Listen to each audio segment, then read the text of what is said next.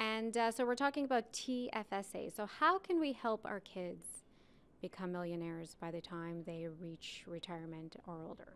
Well, actually, we're talking multimillionaires because if you can put in $5,500 a year from the time you're age 18, and you're talking about a long lifespan, young people today can expect to be lived to be 80, 90, 100 years old.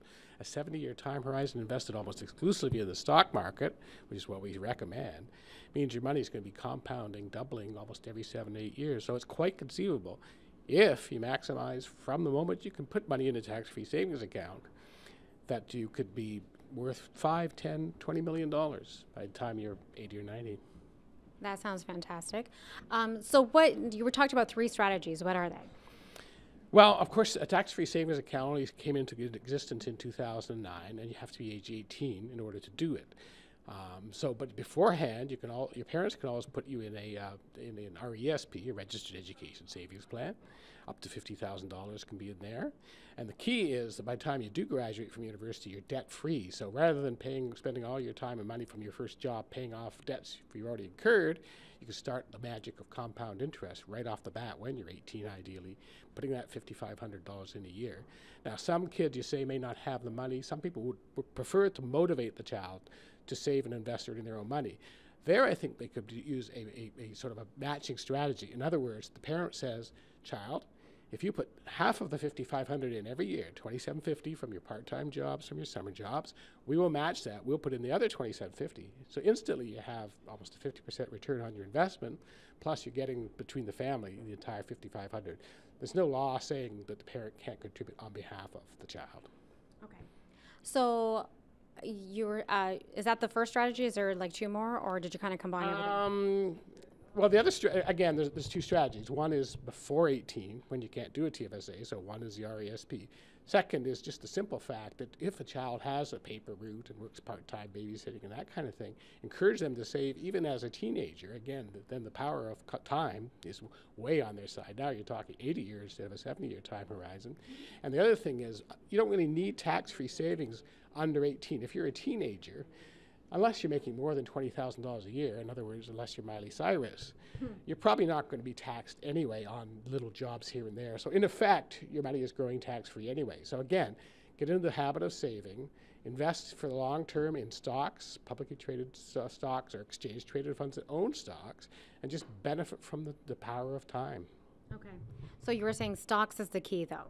It is, because right now interest rates are so low and they look like they're going to stay low. They're basically paying 0 and actually a real, after inflation, negative rate of return. Unfortunately, a lot of people think tax-free savings account means savings, and they default into a money market fund or a GIC or something that pays zip.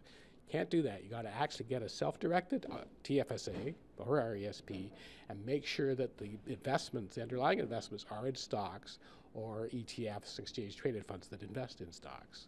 Okay.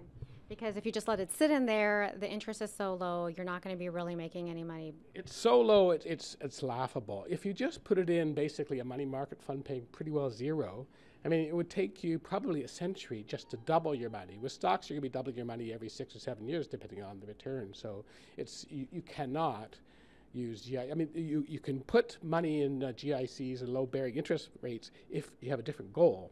If your goal is not to be a retirement millionaire, if your goal is just to buy a car for $20,000 or to get a down payment for a house, then by all means you can use the GIC, etc. There, you're not trying to get growth. You're just trying to come up with a lump sum down payment so that you can buy a house and get into the housing market. And the key is you want kids, you're allowed to do it at 18, start at 18, that is the key. Yes, you cannot go into a tax-free savings account until you're 18, but as I said earlier, odds are you're not making a lot of money when you're 15 or 16 anyway. You're not going to be taxed anyway. So in fact, you're tax-free before 18. Once you graduate from university and you're starting to earn real money, at that point you will start to get taxed, in which case the tax-free savings account makes an eminent amount of sense. Mm-hmm. To start really investing and investing in the stocks, like you were saying, and see that growth. But what I was trying to get at is that start early, start young, start even before you were saying, but even at 18, if you were to start doing everything that you're saying you're doing from the age of 18, your kids could be multimillionaires. For sure, multimillionaires, and the key is the parent to basically you should be saving from the point of birth, right into an RESP, save for their education for 18 years in advance. You get a government grant, remember, 20%, up to $7,200 per child right off the bat. So again, you have a 20% return on your money just by the RESP, which is free money from the government. And then afterwards, once they're 18, A, you've got the habit. B, as you point out, you've got this long, long time horizon, which completely favors anybody in the stock market. Stocks are great in the long run. In fact, there was a book called Stocks for the Long Run on the exact that thesis. Risk in the short run, yes, but the risk of having no return at all on low interest rates is even bigger in my view. Anything else you want to add up with this? All this is in the regular issues of MoneySense magazine 7 times a year, and watch for our SIPs, our special interest publications as well. Okay. And how about someone who's like me, who's in their 40s? Can we start maximizing and see ourselves be multimillionaires too?